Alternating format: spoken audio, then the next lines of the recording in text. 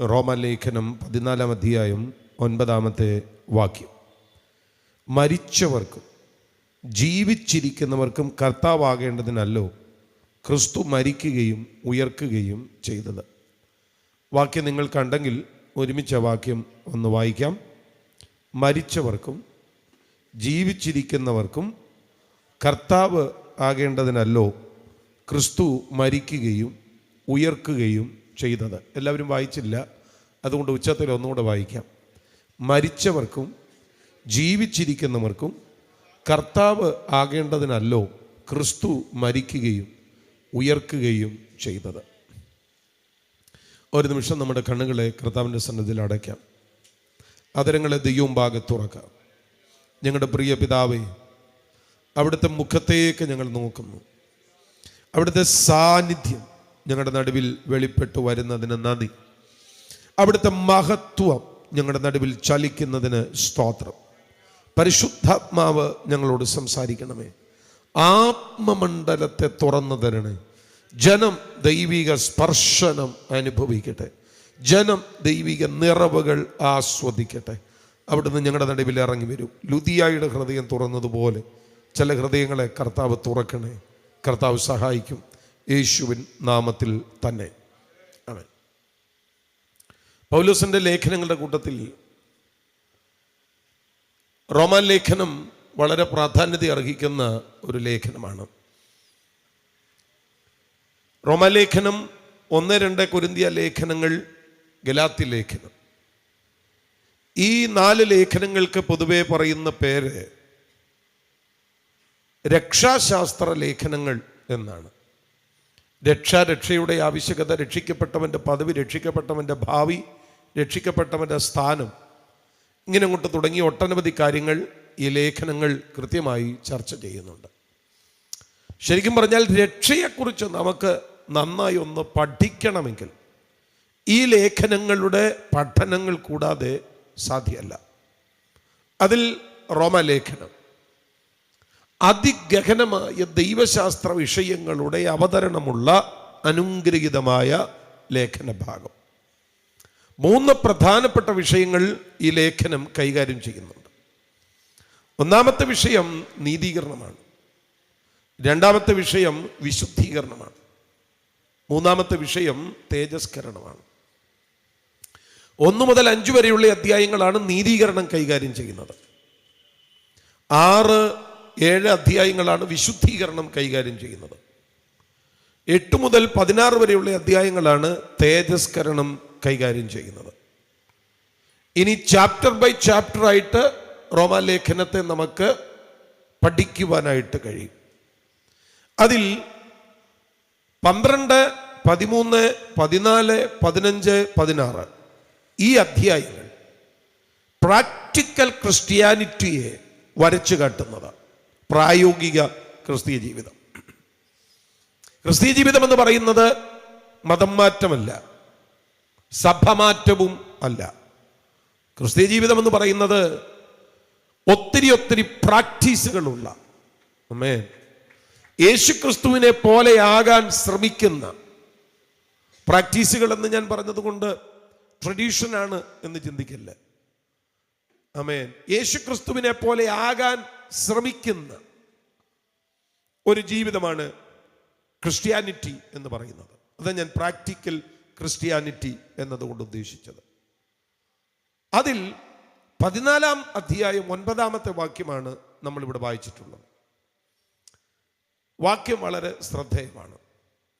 മരിച്ചവർക്കും ജീവിച്ചിരിക്കുന്നവർക്കും കർത്താവാകേണ്ടതിനല്ലോ ക്രിസ്തു മരിക്കുകയും ഉയർക്കുകയും ചെയ്തത്. ആമേൻ. ഈ വാക്യം 2 കാര്യങ്ങളാണ് പറയുന്നത്. ഒന്ന്, യേശു മരിച്ചവർക്ക് കർത്താവ്. 2, യേശു ജീവിച്ചിരിക്കുന്നവർക്ക് കർത്താവ്. എല്ലാവരും കൂടെ ഒന്ന് പറയാമോ? യേശു മരിച്ചവർക്ക് കർത്താവ്. 2, യേശു ജീവിച്ചിരിക്കുന്നവർക്ക് കർത്താവ്. ഞാൻ ഈ 2 ഭാഗങ്ങൾ വിശദീകരിക്കുന്നതിന് മുമ്പ് കർത്താവ് എന്ന് പറയുന്ന വാക്കിനെ ഒന്ന് വിശദീകരിക്കാം. കർത്താവ് എന്ന് പറയുമ്പോൾ രണ്ട് ഗ്രീക്ക് പദങ്ങൾ അതിനുപയോഗിച്ചിട്ടുണ്ട്. ഒന്ന് കുറിയോസ്, മറ്റൊന്ന് അഡോൺ. കുറിയോസ് എന്ന് പറയുമ്പോൾ, അഡോൺ എന്ന് പറയുമ്പോൾ അതിന് പൊതുവെയുള്ള അർത്ഥങ്ങൾ ഭരിക്കുന്നവൻ, ഉടമസ്ഥൻ, അധികാരി, രാജാവ്, ഇങ്ങനെയൊക്കെയാണ്. അപ്പോൾ യേശു മരിച്ചവരുടെ കർത്താവ് എന്ന് പറയുമ്പോൾ യേശു മരിച്ചവരുടെ ഉടമസ്ഥനാണ്, മരിച്ചവരുടെ യജമാനനാണ്, മരിച്ചവരുടെ രാജാവാണ് എന്നൊക്കെ നമുക്ക് പറയാം. യേശു ജീവിച്ചിരിക്കുന്നവരുടെ കർത്താവാണ് എന്ന് പറയുമ്പം യേശു ജീവിച്ചിരിക്കുന്നവരുടെ അധികാരിയാണ്, യേശു ജീവിച്ചിരിക്കുന്നവരുടെ രാജാവാണ്, യേശു ജീവിച്ചിരിക്കുന്നവരെ ഭരിക്കുന്നവന്. അതിൽ നമ്മൾ അതിൻ്റെ ഒന്നാമത്തെ ഭാഗത്തേക്ക് വരിക. യേശു മരിച്ചവർക്ക് കർത്താവ്. ഇങ്ങനെ വാക്ക് പറയുമ്പോൾ മരിച്ചവർക്ക് എങ്ങനെയാണ് കർത്താവാകാൻ പറ്റുന്നത്? മരിച്ചവരങ്ങ് മരിച്ചില്ലേ? കാരണം പഴയ നിയമം പറയുന്നു, മരിച്ചവരും മൗനതയിൽ ഇറങ്ങിയവരാരും ദൈവത്തെ സ്തുതിക്കുന്നില്ല. എന്നിരിക്കെ എങ്ങനെ മരിച്ചവർക്ക് കർത്താവാകുന്നേ? മാത്രമല്ല, മരണത്തിൽ നിന്നെക്കുറിച്ച് ഓർമ്മയില്ലല്ലോ എന്ന് പറയുന്നുണ്ട്. പിന്നെ എങ്ങനെയാ മരിച്ചവർക്ക് കർത്താവാകുന്നത്? എന്തായി പറയുന്നതിൻ്റെ അർത്ഥം? മരിച്ചവർക്ക് കർത്താവാകാൻ പറ്റുമോ? എൻ്റെ പ്രിയപ്പെട്ടവരെ, അവിടെ നമ്മൾ അറിയേണ്ട ഒരു കാര്യം മരിച്ചവർക്ക് എന്ത് ഭവിക്കുന്നു എന്നുള്ളതാണ്.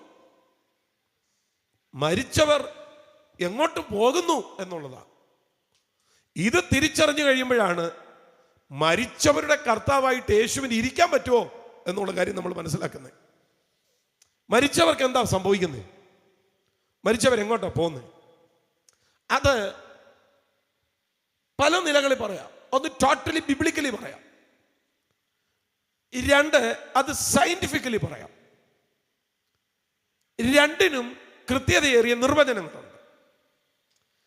സംശയ ലേശമന്യേ തെളിയിക്കപ്പെട്ട റിയാലിറ്റികളാണ്. അത് ഞാൻ അതിൻ്റെ സയന്റിഫിക് സൈഡ് പറയാം. സത്യത്തിൽ ബൈബിൾ നമുക്ക് വിശ്വസിക്കാൻ ഒരു സയന്റിഫിക് സൈഡിൻ്റെ ഒന്നും ആവശ്യമില്ല.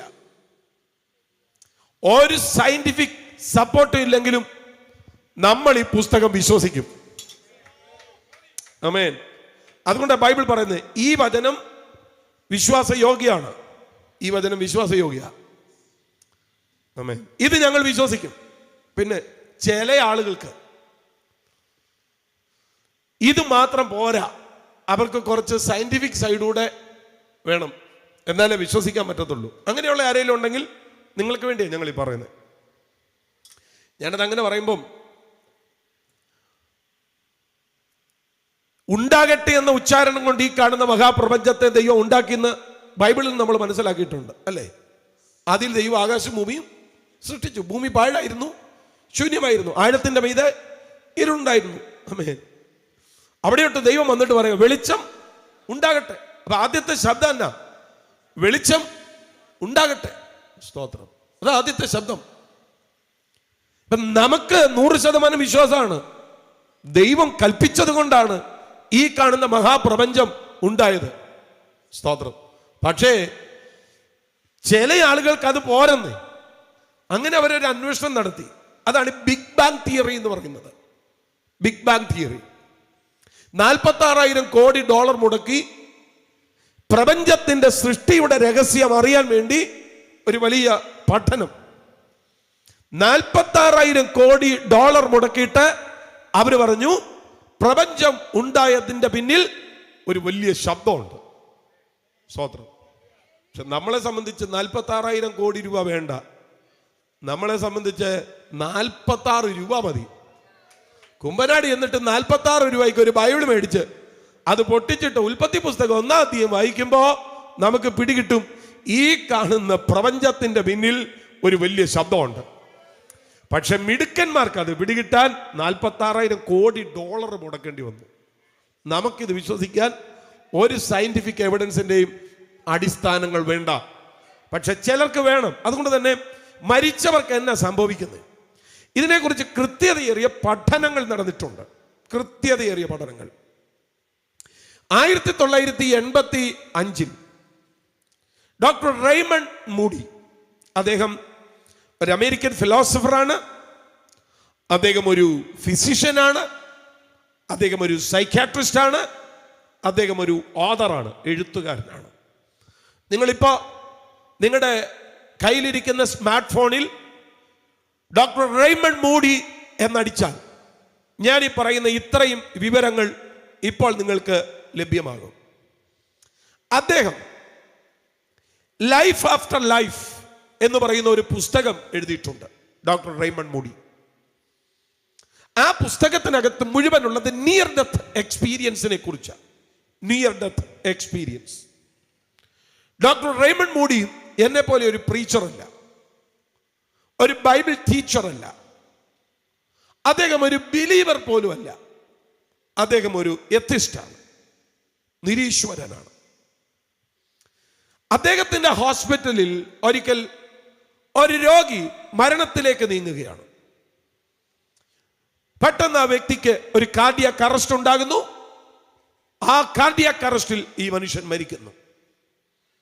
ഡോക്ടർ മരിച്ചു എന്ന് പറഞ്ഞിട്ട് കുറെ സമയങ്ങൾ കഴിഞ്ഞപ്പോൾ ഈ മനുഷ്യൻ ജീവിതത്തിലേക്ക് തിരിച്ചു വന്നു. കുണ്ടറക്കാർ ഒരുപക്ഷെ ചോദിച്ചേക്കും, മരിച്ചെന്ന് ഡോക്ടർ പറഞ്ഞിട്ട് ആരാ പാസ്റ്ററെ ജീവിതത്തിലേക്ക് തിരിച്ചു വരുന്നത്? അയ്യോ, അതൊക്കെ ഇപ്പൊ സാധാരണ സംഭവമാണ്. ഡൽഹിയിൽ 2 ആഴ്ചക്ക് മുമ്പ് 90 വയസ്സുകാരൻ ഒരു ചൗധരി മരിച്ചെന്നും പറഞ്ഞ് ഹോസ്പിറ്റലിൽ നിന്ന് ബോഡി വീട്ടിൽ കൊടുത്തു വിട്ടു. മനോരമ റിപ്പോർട്ട് ചെയ്ത കാര്യമാണ് ഞാൻ ഈ പറയുന്നത്. ബോഡി വീട്ടിൽ കൊടുത്തു വിട്ടു. വീട്ടിലെ അന്ത്യകർമ്മങ്ങളെല്ലാം നടത്തി. അവിടുത്തെ ശ്മശാനത്തിൽ ദഹിപ്പിക്കാൻ വേണ്ടി ബോഡി കൊണ്ടുപോയി. അവിടെ കൊണ്ടുവന്ന് ചിതയ്ക്കകത്ത് ബോഡി വെച്ചു. ചിതയെല്ലാം തയ്യാറായി. ചിതയ്ക്ക് തീ കൊടുത്തു. തീ കൊടുക്കുന്ന കൂട്ടത്തിൽ ഈ പുള്ളി കണ്ണു തുറന്നു. മരിച്ച പാർട്ടി കണ്ണു തുറന്നു. മനോരമ റിപ്പോർട്ട് ചെയ്ത കാര്യമാണ് ഞാൻ ഈ പറയുന്നത്. ഡൽഹിയിൽ നടന്ന കാര്യമാണ്. ഇങ്ങനെ പല സംഭവങ്ങൾ പലയിടങ്ങളിൽ ഉണ്ടായിട്ടുണ്ട്. ഇങ്ങനെ നെടുങ്കണ്ടത്ത് വരെ ഉണ്ടായിട്ടുണ്ട്. കോട്ടയത്തിനടുത്ത് മോർച്ചറിയിൽ കൊണ്ട് വെച്ചിട്ട് രക്ഷപ്പെട്ട ഒരു പാസ്റ്ററുണ്ട്. സ്തോത്രം. കോട്ടയത്ത് ഒരു ചർച്ചിന്റെ പാസ്റ്ററാ. അപ്പൊ ഇങ്ങനെയൊക്കെയുള്ള സംഭവങ്ങൾ നമ്മുടെ ഇടയിൽ ഉണ്ടായിട്ടുണ്ട്. അതുകൊണ്ട് ഇതൊരു വലിയ കാര്യമായിട്ടൊന്നും നിങ്ങൾ കാണണ്ട. മരിച്ചെന്ന് പറഞ്ഞിട്ടും ചിലർ ജീവിതത്തിലേക്ക് തിരിച്ചു വരും. അപ്പൊ റെയ്മണ്ട് മൂഡിയുടെ ഹോസ്പിറ്റലിൽ റെയ്മണ്ട് മൂഡി മരിച്ചു എന്ന് പറഞ്ഞയാള് ജീവിതത്തിലേക്ക് തിരിച്ചു വന്നു. അപ്പൊ തിരിച്ചു വന്നിട്ട് അയാൾ ആദ്യം പറഞ്ഞ കാര്യം, ഡോക്ടറെ, ആ പേടിപ്പിക്കുന്ന ഇടത്തേക്ക് ഇനി എന്നെ വിടരുത്. റെയ്മണ്ട് മൂഡി നിരീശ്വരനായതുകൊണ്ട് അയാൾ എടുത്ത വായിൽ പറഞ്ഞു, അതെ, നിങ്ങൾ അബോധാവസ്ഥയിലായ സമയത്ത് നിങ്ങൾക്ക് ഉണ്ടായ തോന്നലായിരിക്കും അത്. പക്ഷേ കൂടെ ഉണ്ടായിരുന്ന മെഡിക്കൽ സംഘത്തിലെ ഒരു വനിതാ ഡോക്ടർ റെയ്മണ്ട് മൂഡിയോട് പറഞ്ഞു, അല്ല, നിങ്ങൾ നിരീശ്വരനായതുകൊണ്ട് നിങ്ങൾക്കത് തോന്നുന്നതാ. ഇതുപോലെയുള്ള ധാരാളം അനുഭവങ്ങൾ ഇതിനു മുൻപ് ഞങ്ങൾക്കുണ്ടായിട്ടുണ്ട്. ഇത് സത്യമാണ്. റെയ്മണ്ട് മൂഡി ആ വിഷയത്തെക്കുറിച്ച് ഒരു പഠനം നടത്താൻ തുടങ്ങി. അതാണ് നിയർ ഡെത്ത് എക്സ്പീരിയൻസിനെ കുറിച്ചുള്ള പഠനം. അതാണ് ആഫ്റ്റർ ലൈഫ് എന്ന് പറയുന്ന പുസ്തകത്തിന്റെ പിറവിയുടെ പിന്നിലെ കാരണം. നൂറുകണക്കിന് ആളുകളുമായി നിരന്തരം ഇതുപോലെയുള്ള അനുഭവങ്ങൾ ഉണ്ടായവരുമായി സംഭാഷണം നടത്തി, പഠനം നടത്തി റെയ്മണ്ട് മൂഡി പ്രസിദ്ധീകരിച്ച പുസ്തകമാണത്. ആ പുസ്തകം പിന്നത്തേതിൽ പാസ്റ്റർ T.S. ബാലൻ കോട്ട് ചെയ്തിട്ട് 1997 മരിച്ചവർ എവിടെ എന്ന പേരിൽ ഒരു പുസ്തകം എഴുതിയിട്ടുണ്ട്. അതിൻ്റെ 105-ാമത്തെ പേജ് മുതൽ നിങ്ങൾക്ക് ഞാൻ ഈ പറയുന്ന വിഷയങ്ങൾ കാണാവുന്നതാണ്. റെയ്മണ്ട് മൂഡിയുടെ പേര് കോട്ട് ചെയ്തുകൊണ്ട് പാസ്റ്റർ T.S. ബാലൻ ഇത് രേഖപ്പെടുത്തുന്നത് ഉചിതമാണ് എന്ന് പറഞ്ഞ് അത് രേഖപ്പെടുത്തിയിട്ടുണ്ട്. ചില ആളുകൾക്ക് അദ്ദേഹത്തിൻ്റെ പേര് കേൾക്കുന്നത് ഒരു ഇച്ചിരി ബുദ്ധിമുട്ടാണ്. എന്നാലും സത്യം സത്യം തന്നെയാണ്. അയാളുടെ പുസ്തകങ്ങൾ തന്നെയാണ്. മരണാനന്തര ജീവിതത്തെക്കുറിച്ച് ഞാൻ വായിച്ചിട്ടുള്ള ഏറ്റവും മികച്ച പുസ്തകമാണത്. ഇന്ന് മാർക്കറ്റിൽ അവൈലബിൾ അല്ല. പക്ഷെ നിങ്ങൾക്ക് ഇന്റർനെറ്റിൽ നിന്ന് അതിൻ്റെ PDF ഡൗൺലോഡ് ചെയ്യാനായിട്ട് പറ്റും. മരിച്ചവർ എവിടെ, പാസ്റ്റർ T.S. ബാലൻ. അപ്പൊ അതിനകത്ത് ഈ റെയ്മണ്ട് മൂഡിയുടെ കൊട്ടേഷൻസ്, പഠനങ്ങൾ, കണ്ടെത്തലുകൾ അദ്ദേഹം കോട്ട് ചെയ്തിട്ടുണ്ട്. അതിൽ നമ്മൾ കാണുന്ന ഏറ്റവും പ്രധാനപ്പെട്ട ചില സംഗതികൾ ഒന്ന് മനസ്സിലാക്കാൻ വേണ്ടി ഞാൻ പറയാം. ഒരാൾ മരിക്കുന്നു എന്നുള്ള അവസാനത്തെ സെക്കൻഡിൽ ഡോക്ടർ റെയ്മണ്ട് മൂഡി രേഖപ്പെടുത്തിയിരിക്കുന്നത് ഒരു ചൂടുള്ള കൈ തന്നെ വന്ന് പിടിക്കുന്നത് പോലെ തോന്നുന്നു എന്നാണ്. ആ ചൂടുള്ള കൈ തന്നെ പിടിച്ചുകൊണ്ട്, സ്തോത്രം, 2 ഗേറ്റുകളുള്ള ഒരിടത്തേക്ക് കൊണ്ടുപോകുന്നു എന്നവർ പറഞ്ഞിട്ടുണ്ട്. ഒരാള് ഇതിലേതെങ്കിലും ഒരു ഗേറ്റിലേക്ക് പോകുന്നതായി അവർ രേഖപ്പെടുത്തിയിട്ടുണ്ട്. അതൊക്കെ നമുക്ക് മനസ്സിലാക്കാൻ എളുപ്പമാണ്. കാരണം ജീവനിലേക്ക് പോകുന്ന വഴി ഇടുക്കമാണ്, അത് കണ്ടെത്തുന്നവർ ചുരുക്കമാണ്. നാശത്തിലേക്ക് പോകുന്ന വഴി വളരെ വിശാലമാണ്, അതിലെ പോകുന്നവർ അനേകരാണ്. അതുകൊണ്ട് തന്നെ ഈ 2 ഗേറ്റിനെ കുറിച്ചൊക്കെ പറഞ്ഞാൽ നമുക്ക് അത് ബോധ്യമുള്ള കാര്യമാണ്. സ്തോത്രം. അപ്പം ഈ സമയത്ത് ഇങ്ങനെയുള്ള അനുഭവങ്ങൾ ഉണ്ടാകുന്നുവെന്ന് അദ്ദേഹം പറയുന്നു. പിന്നെയും ധാരാളം കണ്ടെത്തലുകളുണ്ട്. അടുത്ത ചില കാര്യങ്ങളൂടെ പറഞ്ഞിട്ട് ഞാൻ ഇതിനെ 2നെയും കൂടെ ലിങ്ക് ചെയ്തിട്ട് ചില ആശയങ്ങളോട് പറയാം. എന്നോടൊപ്പം വരണം. അതുപോലെ തന്നെ 2019 doctor Sam Purnia American heart അസോസിയേഷന്റെ വാർഷിക സമ്മേളനത്തിൽ അവതരിപ്പിച്ച പ്രബന്ധത്തിനകത്ത് ഡോക്ടർ റെയ്മണ്ട് മൂഡി കണ്ടെത്തിയ അതേ കണ്ടെത്തലുകൾ നടത്തിയിട്ടുണ്ട്. ഡോക്ടർ സാം പർണിയ എന്ന് നിങ്ങൾ ഇന്റർനെറ്റിൽ സെർച്ച് ചെയ്താൽ ഞാൻ ഈ പറയുന്ന വിവരങ്ങൾ നിങ്ങൾക്ക് കിട്ടുന്നതായിരിക്കും. അദ്ദേഹം ലാംഗോൺ മെഡിക്കൽ സെന്ററിലെ അസോസിയേറ്റ് പ്രൊഫസറാണ്. അദ്ദേഹം, സ്തോത്രം, കാർഡിയോ പൾമിനറി എന്ന് പറയുന്ന ആ ഡിപ്പാർട്ട്മെന്റിന്റെ ഒരു ഡയറക്ടറാണ്. അത് സതാംപ്ടണിലാണ്, യുണൈറ്റഡ് കിങ്ഡത്തിൽ. സതാംപ്ടൺ നിങ്ങൾക്ക് ഇന്റർനെറ്റിൽ നോക്കിയാൽ അത് കാണാൻ പറ്റും. അപ്പോൾ അദ്ദേഹം നടത്തിയ കുറെ പരാമർശങ്ങളുണ്ട്. ഇനി ഞാൻ നിങ്ങൾക്ക് അല്പം കൂടെ ഒന്ന് ബോധ്യമാകാൻ അതിന് മറ്റൊരു നിലയിലൂടെ ലിങ്ക് ചെയ്യാം. ഏതാണ്ട് 2014 കാലഘട്ടങ്ങളിൽ ഇവിടെ നമ്മുടെ ദിനപത്രമായ മനോരമ ഈ സാം പർണിയയുടെ കണ്ടെത്തലുകൾ റിപ്പോർട്ട് ചെയ്യുകയുണ്ടായി. അതിന്റെ ക്യാപ്ഷൻ മരിച്ചു കഴിഞ്ഞും കേൾക്കാം, അറിയാം എന്നുള്ളതാണ്. അതിന്റെ പേപ്പർ കട്ടിംഗ് എൻ്റെ കൈവശമുണ്ട്. ഇന്ന് നിങ്ങൾക്ക് ഇന്റർനെറ്റിൽ സെർച്ച് ചെയ്യാമെങ്കിൽ ഈ പറയുന്ന കാര്യം കിട്ടുന്നതാണ്. മരിച്ചു കഴിഞ്ഞും കേൾക്കാം, അറിയാം. അപ്പൊ ഇവരെല്ലാം കണ്ടെത്തിയ കണ്ടെത്തൽ എന്ന് പറയുന്നത് മരണത്തോടടുക്കുന്ന ഒരു സമയത്ത് ആ മരണത്തിലേക്ക് പോകുന്ന ഒരാൾ 2-ലേതെങ്കിലും ഒരു അനുഭവത്തെ ഫേസ് ചെയ്യുന്നു. ഒന്നുകിൽ കത്തിജ്വലിച്ചു നിൽക്കുന്ന ഒരു സൂര്യനെയോ ഒരു സ്വർണ്ണ വർണ്ണ ശോഭയോ കാണുന്നത് പോലെ അവർ ഉയരത്തിലേക്ക് പറക്കുന്നതായി തോന്നുന്നു. മറ്റു ചിലർ പറയുന്നു വെള്ളത്തിലേക്ക് എന്നതുപോലെ ഒരു ഇരുണ്ട ഗുഹയ്ക്കകത്തുകൂടെ താഴേക്ക് അതിവേഗം സഞ്ചരിക്കുന്നു. അത്രയും വേഗതയിൽ തങ്ങൾ അതിനു മുൻപ് സഞ്ചരിച്ചിട്ടില്ല എന്നവർ പറയുന്നു. അപ്പൊ 2 അനുഭവങ്ങളാണ് ഉണ്ടാകുന്നത്. ഒന്നുകിൽ കത്തിജ്വലിച്ചു നിൽക്കുന്ന സൂര്യനെ കാണുന്നു, അല്ലെങ്കിൽ ഇരുട്ടിലേക്ക് എന്നതുപോലെ, വെള്ളത്തിലേക്ക് എന്നതുപോലെ തങ്ങളെ ആരോ വലിച്ചു കൊണ്ടുപോകുന്നതായി അവർക്ക് തോന്നുന്നു. ഡോക്ടർ സാം പർണിയയുടെ കണ്ടെത്തലുകൾ ഏതാണ്ട് 4 വിധത്തിൽ നമ്മൾ മനസ്സിലാക്കണം. ഈ മരണത്തിലേക്ക് പോകുന്ന സമയത്ത് ശരീരത്തിൽ നിന്ന് വേർപിരിഞ്ഞതായി അവർക്ക് തോന്നിയിട്ടുണ്ട് എന്നവർ പറയുന്നു. അങ്ങനെ ശരീരത്തിൽ നിന്ന് വേർപിരിഞ്ഞ സമയം അവരുടെ ശരീരം കിടക്കയിൽ കിടക്കുന്നതായും ഡോക്ടേഴ്സ് ചുറ്റും നിൽക്കുന്നതായും നഴ്സസ് വെപ്രാളപ്പെട്ട് ഓടി നടക്കുന്നതായും ബന്ധുക്കൾ കരയുന്നതായും അവർ കണ്ടതായി ഈ കണ്ടെത്തലുകളിൽ രേഖപ്പെടുത്തിയിട്ടുണ്ട്. രണ്ടാമത്തെ കാര്യം, ഇങ്ങനെയുള്ളവർക്ക് വേദനയോ അസ്വസ്ഥതകളോ ഇല്ലാത്ത വിധത്തിലേക്ക് തങ്ങൾ എത്തപ്പെട്ടതായി അവർ രേഖപ്പെടുത്തിയിട്ടുണ്ട്. മൂന്നാമത്തെ കാര്യം, അവരുടെ ജീവിതം മുഴുവൻ വെള്ളിത്തറയിൽ ചിത്രങ്ങൾ എന്നതുപോലെ അവരുടെ കണ്ണിന്റെ മുൻപിലൂടെ കടന്നു പോകുന്നതായി, അവരുടെ ജീവിതത്തെ മുഴുവൻ അവർക്ക് വിലയിരുത്താൻ കഴിയുന്നതായി രേഖപ്പെടുത്തിയിട്ടുണ്ട്. നന്നായി ശ്രദ്ധിച്ചോണം. എൻ്റെ പ്രിയ സുഹൃത്തെ, മരണമെന്നുള്ളത് ഒരു റിയാലിറ്റിയാണ്, നിഷേധിക്കാനാവാത്ത ഒരു റിയാലിറ്റി. അതിൻ്റെ അവസാനത്തെ സെക്കൻഡിൽ ഒരാൾ എത്തിക്കഴിയുമ്പോൾ അയാൾ കൃത്യമായി മനസ്സിലാക്കും താൻ എങ്ങോട്ടാണ് പോകുന്നതെന്ന്. എന്നോടൊപ്പം ഉണ്ടോ? ഒരു ഹല്ലേലൂയ പറഞ്ഞാട്ടെ. ഞാൻ ഈ പറഞ്ഞ ഒന്നും ബൈബിളിനെ ഉദ്ധരിച്ചല്ല.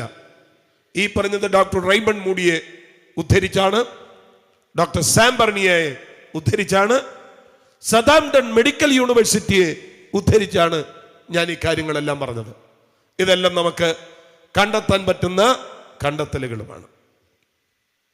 ഞാൻ നിങ്ങളോട് പറയാം, മരണം എപ്പോഴാണെന്ന് ആർക്ക് പറയാൻ കഴിയും? ആർക്ക് പറയാൻ പറ്റും? മരണം എപ്പോഴാണെന്ന് ആര് പറയും?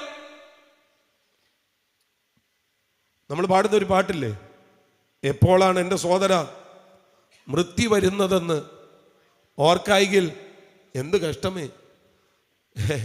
കള്ളം പറയുമ്പോഴോ, വള്ളത്തിൽ യാത്രയിലോ, കള്ളക്കേസിന് പോയി കച്ചേരി തിണ്ണയിലോ, എപ്പോഴാണ് എൻ്റെ സോദര മൃത്യു വരുന്നതെന്ന് ഓർക്കായെങ്കിൽ എന്ത് കഷ്ടമേ. നമ്മളാരും നൂറ്റാണ്ടുകൾ നിൽക്കുന്ന കരുവേലകങ്ങളല്ല. എപ്പോൾ വേണമെങ്കിലും മരണത്തിന്റെ മുൻപിൽ ശിരസ് കുനിച്ചു പോകുന്നവരാ നമ്മൾ. എന്നോടൊപ്പം ഉണ്ടോ? ഹല്ലേലൂയ. അതുകൊണ്ടാണ് നമ്മൾ പാടുന്നത്, വെള്ളത്തിൽ വെറുമൊരു കുമിള പോലെ, പുലരുമ്പോൾ വിരിയുന്ന മലര് പോലെ, മനുഷ്യാതിന് ജീവിതം അത് ക്ഷണികം ക്ഷണികം ക്ഷണികം. കേട്ടോ, ജീവിതം ഇങ്ങനെ തുടർമാനമായി നിൽക്കുന്നതൊന്നുമല്ല. വെള്ളത്തിൽ വെറുമൊരു കുമിള പോലെയാണത്. പുലരുമ്പോൾ വിരിയുന്ന മലര് പോലെയാണ് മനുഷ്യന്റെ ജീവിതം. ഇത് ക്ഷണികമാണ്. രംഗബോധമില്ലാത്ത കോമാളിയെ പോലെ മരണം കടന്നു വരും. ഇത് സത്യമാണ്. അവിടെ നിങ്ങൾ അറിയേണ്ട ഒരു കാര്യമുണ്ട്. ഈ മരണത്തിന്റെ അവസാനത്തെ സെക്കൻഡിൽ ഒരാൾ അറിയും താൻ എങ്ങോട്ടാ പോകുന്നതെന്ന്. സ്തോത്രം. തിരുത്താൻ നമുക്ക് അവസരങ്ങളുണ്ട് കേട്ടോ. ആ അവസരങ്ങളാണ് ഇതുപോലുള്ള യോഗങ്ങൾ. എൻ്റെ പ്രിയ സുഹൃത്തെ, നന്നായിട്ട് കേട്ടോ. മരണത്തിന്റെ അവസാനത്തെ സെക്കൻഡിൽ തിരഞ്ഞെടുക്കാനോ തിരുത്തൽ വരുത്താനുള്ള അവസരമില്ല. അവസാനത്തെ സെക്കൻഡിൽ നിങ്ങൾ അറിയും, ഒന്നുകിൽ മുകളിലോട്ടാണ് അല്ലെ താഴോട്ടാണ്. അവിടെ വെച്ച് ശരിയാക്കാം, ഒരു രക്ഷയില്ല. ചില ആളുകൾ ചിന്തിക്കുന്നത് മരിച്ചു കഴിഞ്ഞ് 17 അന്ന് ഇഡ്ഡലി സാമ്പാറും കൊടുത്താൽ രക്ഷപ്പെടാവുന്ന. ഇഡ്ഡലി സാമ്പാറൊക്കെ കൊടുത്തോ, നന്നായിട്ട് കൊടുത്തോ, നല്ല സാമ്പാർ ഉണ്ടാക്കി കൊടുത്തോ, ഒരു കുഴപ്പമില്ല. വിളിക്കുന്നവരൊക്കെ കഴിച്ചിട്ട് പോകും. അല്ലാതെ മരണത്തിനപ്പുറത്തുള്ള കർമ്മകാണ്ഡങ്ങൾ കൊണ്ട്, അർപ്പണങ്ങൾ തർപ്പണങ്ങൾ കൊണ്ട് രക്ഷയില്ലെന്ന് ഇത് ഞാനങ്ങ് പറഞ്ഞു വിടുകയല്ല. ഞാൻ ഇതര പുസ്തകങ്ങളെ, മതഗ്രന്ഥങ്ങളെ ഉദ്ധരിച്ച് പറയാം. മനുസ്മൃതി പറയുന്നത്, അർത്ഥാഗ്രഹേ നിവർത്തന്തേ ശ്മശാനോ പുത്രബാന്ധവ സുഹൃതം ദുഷ്കൃതം ചൈവ ഗശ്ചന്തമനുഗശ്ചതി. ഒരു മനുഷ്യന്റെ ജീവിതത്തിൽ പുത്രന്മാരും പുത്രിമാരും ഐശ്വര്യവും സമ്പത്തും ധാരാളം ഉണ്ടായാലും അതെല്ലാം കുഴിമാടം വരെ മാത്രമേ ഉള്ളൂ. അതിന്റെ ശേഷം അവൻ ചെയ്ത സുഹൃതങ്ങളും ദുഷ്കൃതങ്ങളും മാത്രമായിരിക്കും. ചോദിക്കും ബൈബിളിനോട്. ബൈബിൾ പറയുന്നു, അവനവൻ ശരീരത്തിൽ ഇരിക്കുമ്പോൾ ചെയ്തത് നല്ലതാകിലും തീയതാകിലും അതിന് തക്കവണ്ണം പ്രാപിപ്പാൻ നാം എല്ലാവരും ക്രിസ്തുവിന്റെ ന്യായാസനത്തിന് മുൻപാകെ വെളിപ്പെടേണ്ടതാകുന്നു. ഇത് വളരെ ഗൗരവമുള്ള ഒരു സന്ദേശമാണ്. കേൾക്കാൻ പറ്റുമെങ്കിൽ, ആമേൻ, അതിനെ നന്നായി മനസ്സിലാക്കാൻ പറ്റുമെങ്കിൽ ഇന്ന് രാത്രി നന്നായിട്ട് കാര്യങ്ങളെ മനസ്സിലാക്കിക്കോ. സ്തോത്രം. ഈ പറയുന്ന സത്യമാണ്, കെട്ടുകഥയല്ല ഞങ്ങൾ പറയുന്നത്. മരണത്തിനപ്പുറത്ത് നടക്കുന്ന ചടങ്ങുകൾ കൊണ്ട് രക്ഷപ്പെടാമെന്ന് ആരും ചിന്തിക്കരുത്. അത് നടക്കത്തില്ല കേട്ടോ. ഒരു ഹല്ലേലൂയ പറഞ്ഞോട്ടെ. തിരുത്തലുകൾ അവിടെ നടക്കത്തില്ല. അതിനുള്ള അവസരമില്ല. സതാംപ്ടൺ യൂണിവേഴ്സിറ്റിയുടെ പഠന റിപ്പോർട്ട്, ഡോക്ടർ സാം ബർണിയയുടെ വാർഷിക റിപ്പോർട്ട്, ഡോക്ടർ റൈമണ്ട് മൂഡിയുടെ നിയർ ആഫ്റ്റർ ഡെത്ത് എന്ന് പറയുന്ന, സ്തോത്രം, ആ എക്സ്പീരിയൻസുകളെ കുറിച്ചുള്ള ആ ഒരു പഠനം. എൻ്റെ പ്രിയപ്പെട്ടവരെ, ഇതിനകത്തൊക്കെ അവർ പറയുന്നത് അവസാനത്തെ സെക്കൻഡിൽ ഒന്നുകിൽ അവർ ഒരു വെളിച്ചം കാണും, അല്ലെങ്കിൽ ഇരുട്ടിലേക്ക് പോകും. അവിടെ ഒരു ചോദ്യമുണ്ട്, ആരാ പാസ്റ്ററെ വെളിച്ചം കാണുന്നത്? ആരാ താഴോട്ട് പോകുന്നേ? ചോദിക്കും ബൈബിളിനോട്. ബൈബിൾ ഉത്തരം പറയും, നീതിമാന്റെ യാത്ര മേലോട്ടാകുന്നു, കീഴെയുള്ള പാതാളം അവൻ ഒഴിഞ്ഞു പോകും. ഒന്നുകൂടെ പറയാം, നീതിമാന്റെ യാത്ര മേലോട്ടാണ്, കീഴെയുള്ള യാത്ര കീഴെയുള്ള പാതാളം അവൻ ഒഴിഞ്ഞു പോകുന്നു. ആട്ടെ, ആരാ ഇവിടെ നീതിമാൻ? ദാനധർമ്മങ്ങൾ നടത്തുന്നവനാണോ? അന്നദാനങ്ങൾ നടത്തുന്നവനാണോ? നീതിപ്രവർത്തികൾ ചെയ്യുന്നവനാണോ? മനുഷ്യന്റെ നീതിപ്രവർത്തികളൊക്കെ കറ പുരണ്ട തുണി പോലെയാണ്. അപ്പൊ ആരാണ് നീതിമാൻ? പറയാം, യേശു ക്രിസ്തുവിന്റെ രക്തത്താൽ പാപങ്ങൾ കഴുകപ്പെട്ട, അവൻ കുറ്റമുക്തനാക്കപ്പെട്ട ഒരുവനെ വിളിക്കാൻ പറ്റുന്ന പേരാണ് നീതിമാൻ. ജസ്റ്റിഫിക്കേഷൻ, അതൊരു കോടതി ഭാഷയാണ്. ജസ്റ്റിഫിക്കേഷൻ. പ്രതിക്കൂട്ടിൽ പ്രതിയാക്കി നിൽക്കപ്പെടുന്ന കുറ്റവാളി, ന്യായാസനത്തിൽ ന്യായാധിപൻ. പ്രതിയുടെ കുറ്റം തെളിയിക്കപ്പെട്ടിരിക്കുകയാണ്. പക്ഷേ ന്യായാസനത്തിലിരിക്കുന്ന ന്യായാധിപൻ പ്രതിയെ ശിക്ഷ വിധിക്കേണ്ടതിന് പകരം കുറ്റവാളി എന്ന് തെളിയിക്കപ്പെട്ടിട്ടും ഇവൻ കുറ്റം ചെയ്തിട്ടില്ല എന്ന് കോടതി മുറിക്കകത്ത് ഉറക്കെ പറഞ്ഞാൽ അതിന് പറയുന്ന പേരാണ് ജസ്റ്റിഫിക്കേഷൻ. കുറ്റവാളിയുടെ കുറ്റത്തെ ആമേൻ നിരുപാധികം പുറത്തുകൊണ്ട് കുറ്റവാളിയല്ല എന്ന് ഉറക്കെ പ്രഖ്യാപിക്കുന്ന പ്രഖ്യാപനം, അതാണ് ജസ്റ്റിഫിക്കേഷൻ. ഹല്ലേലൂയ, സ്തോത്രം. റോമാലേഖനം 3-ാം അധ്യായം 24-25 വാക്യങ്ങൾ. ദൈവം തന്റെ പൊറുമയിൽ മുൻകഴിഞ്ഞ പാപങ്ങളെ ശിക്ഷിക്കാതെ വിടുക നിമിത്തം താൻ നീതിമാനും യേശുവിൽ വിശ്വസിക്കുന്നവരെ നീതീകരിക്കുന്നവരുമാകേണ്ടതിന് ഇക്കാലത്ത് തന്റെ നീതിയെ പ്രദർശിപ്പിപ്പാൻ അത്രേ അങ്ങനെ ചെയ്തത്.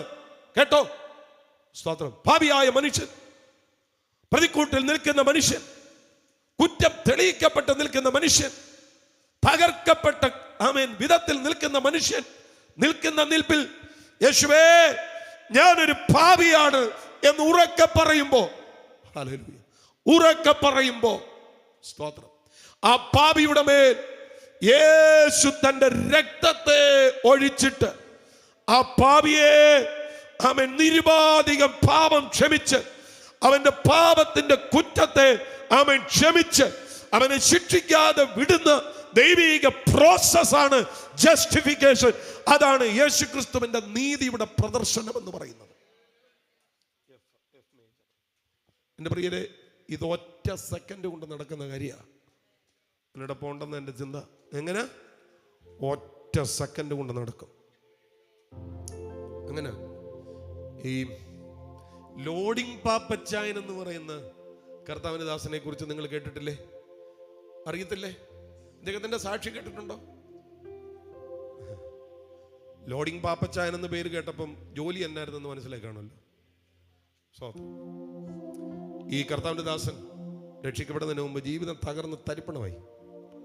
ആത്മഹത്യ ചെയ്യാൻ വേണ്ടി പുലർച്ചെ 5 മണി കഴിഞ്ഞപ്പോൾ കയ്യിലൊരു കയറൊക്കെ ചുരുട്ടി പിടിച്ച് മാവിനെ ലക്ഷ്യമാക്കി നടക്കുമ്പോൾ അന്നത്തെ കാലഘട്ടത്തിൽ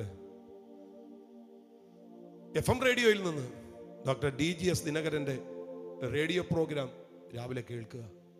അതിൻ്റെ ഒരു ഓപ്പണിംഗ് സോങ് ഉണ്ട്. അദ്ദേഹത്തിൻ്റെ ഏറ്റവും പ്രസിദ്ധമായ സോങ്ങാണ് കണ്ണീരെല്ലാം തുടയ്ക്കും കൺമണി പോലെ കാക്കും. പാട്ട് കേട്ട ഒറ്റ സെക്കൻഡ് കൊണ്ട് ലോഡിംഗ് പാപ്പച്ചായൻ സ്പർശിക്കപ്പെട്ടു. കയ്യിലിരിക്കുന്ന കയറ് താഴെ കളഞ്ഞു. ആ മനുഷ്യൻ അവിടെ മുട്ടുകുത്തി. ഹല്ലേലൂയ. ഇന്ന് അനുഗ്രഹീതനായ ദൈവവൃത്യനായി കർത്താവിൻ്റെ നാമത്തിന് വേണ്ടി പ്രയോജനപ്പെടുക. അതാ ഞാൻ പറഞ്ഞു, ഒറ്റ സെക്കൻഡ് കൊണ്ട് യേശുവിന് ഒരാളെ മാറ്റാൻ പറ്റും.